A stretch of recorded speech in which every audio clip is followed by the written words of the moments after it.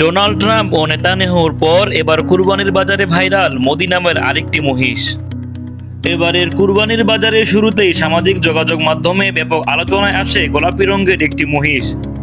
Donald ট্রাম্পের মতো চুলের স্টাইল থাকায় সেটিকে ঘিরে শুরু হয় নানা হাস্যরস ও ট্রোল। পরে আরেকটি গোলাপি রঙের মহিষকে ইসরায়েলের প্রধানমন্ত্রী বেঞ্জামিন নেতানিয়াহুর সঙ্গে সাদৃশ্য টেনে অনেকে নাম দেয় নেতানিয়াহু। ফেসবুক, ইউটিউব ও টিকটকে এই দুই মহিষ নিয়ে যখন আলোচনা তুঙ্গে, তখন আরকে এগ্রো ফার্ম লিমিটেড নামের একটি পেজ থেকে লম্বা দাড়িওয়ালা আরেকটি মহিষের ভিডিও পোস্ট করে প্রশ্ন করা হয়, এটার নাম কি দেওয়া যায়। এরপরই কমেন্ট বক্সে শুরু হয় মন্তব্যের ঝড়। অনেকে মহিষটির নাম প্রস্তাব করে নরেন্দ্র মোদি। এমনকি পোস্টদাতাও একটি পিন কমেন্টে লেখেন, বেশিরভাগ কমেন্টই করেছে নরেন্দ্র মোদি, এখন কি করা যায়। এভাবেই এবারের কুরবানির বাজারে বিভিন্ন পশুর অদ্ভুত নাম, চেহারার মিল ও মজার উপস্থাপনাকে ঘিরে তৈরি হয়েছে হাস্যরস, ট্রোল এবং ব্যাপক সামাজিক যোগাযোগ মাধ্যমে আলোচনা।